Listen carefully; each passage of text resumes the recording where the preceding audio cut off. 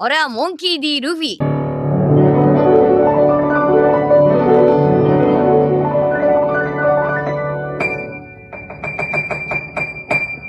If you've heard of One Piece before, you've probably heard a few things about it. It's a show about pirates and a big treasure called the One. It has a lot of episodes. Like, too many episodes. The animation is incredible. The pacing is kind of trash. It's a symbol of revolution, and it's one of the greatest pieces of fiction ever created. There's an argument for someone else to make about that last point, but it still remains that this anime and manga have created a cultural impact that not many other pieces of fiction have been able to do. When you see the Jolly Roger of the Straw Hats prevalent in the overthrowing of governments and the fighting for liberation throughout the world. When you have 1,000+ chapters of a manga and episodes of an anime, and its popularity arguably growing to the highest it's ever been even after 25 years, you cannot just call it mid.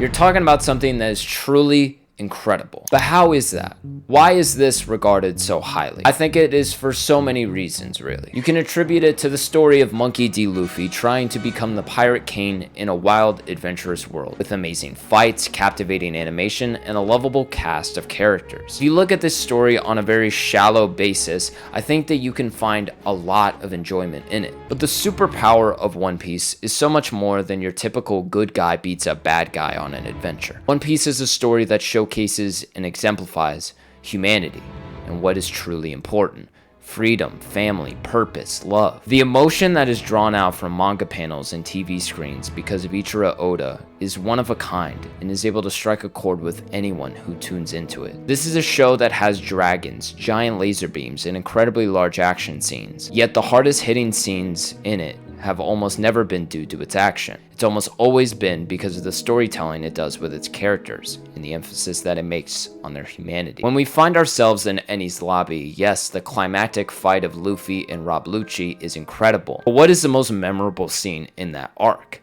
It's Luffy pleading with Robin to rejoin the crew. Nico Robin had been hunted down her whole life. Her home was destroyed because the people of Ohara were searching for the history of the world that they were not allowed to know. She had been battered, betrayed, and discarded all throughout her life. And it had made her callous and willing to die in order for nobody to have to deal with her anymore. But to see her friends through all of that still showed the determination to save her, to go as far as to declare war on the government that wished to see her end, all for the sake of saving a friend. The buildup of emotion for her to finally admit what every human being wishes for, no matter what.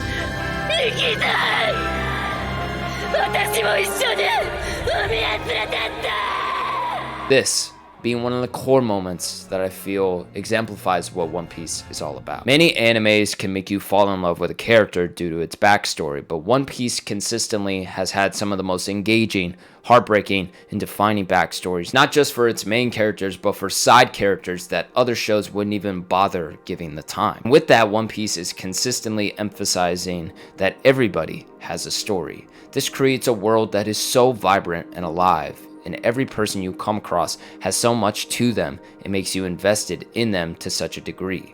Whether it's Kuma, Law, Robin, Sanji, Brook, Chopper, Nami. None of these people are the main character, yet you would think that they hold such importance due to the emotional depth that they carry. This show had me crying for a ship, dude. They couldn't ride the ship anymore, and I started bawling my eyes out. I mean, what other show's doing that? There's so many parallels that One Piece makes to the real world, whether it's the design of islands, the inspiration for characters, but yet a lot of people raise the question, is One Piece political? Which is a very political anime, Connor. It's okay. Why? It is a very political anime. There'll be people that say One Piece isn't political. I'm sure these same people say something like Star Wars isn't political, even though George Lucas literally said that the United States was the inspiration for the Empire and the Viet Cong was the inspiration for the rebellion. But it's fine, it's fine. It's stupid make-believe space land. Who even cares? We could never do anything bad. We're the perfect real world. Nothing ever bad happens here. Is every piece of art trying to communicate political messaging? You can make the argument, but I would definitely argue that you can find political messaging in every piece of art. Star Wars when it comes to overthrowing a tyrannical government. Dead Poets Society when it comes to the intersection of doing what one wishes to do and society's pull to keep them within the margins. The Paw Patrol when it comes to police brutality, and One Piece when it comes to freedom, liberation, government tyranny, and the 1% exploiting everyone else so that way they can live in luxury. The most evil in the world of One Piece are the Celestial Dragons. They are monikered as the Chosen Ones, royalty that live high above where any other person can reside. They wear helmets so that way they don't have to breathe the same air as the rest of people. These people own slaves. They destroy lives all for the purpose of living in the highest regards. And honest to God, if you think for even a millisecond that we do not have celestial dragons in our own world, I personally don't know what to tell you. You would prefer the human race to endure, right?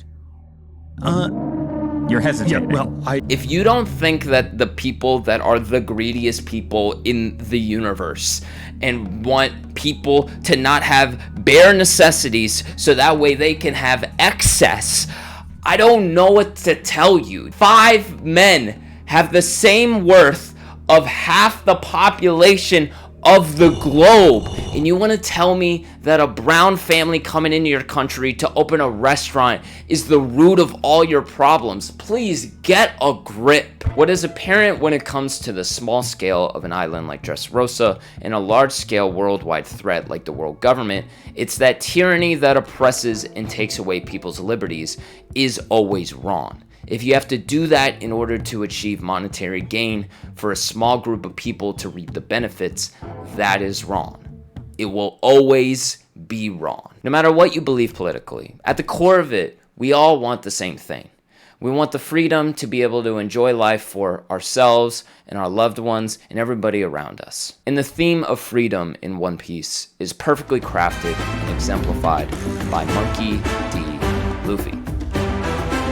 Luffy is my favorite main character in any show that I've seen, really. Yes, he could be a rather simple character at times. He's clueless, he loves to eat, he's naive, he's very strong, but Luffy's simpleness does not indicate a lack of depth and meaning. I think it's quite the opposite. His constant desire to achieve his goals, no matter how insurmountable they may appear, can motivate anyone to chase after their own goals that they have in life. And they can take Luffy's approach as a good standard on how to be firm in your dreams.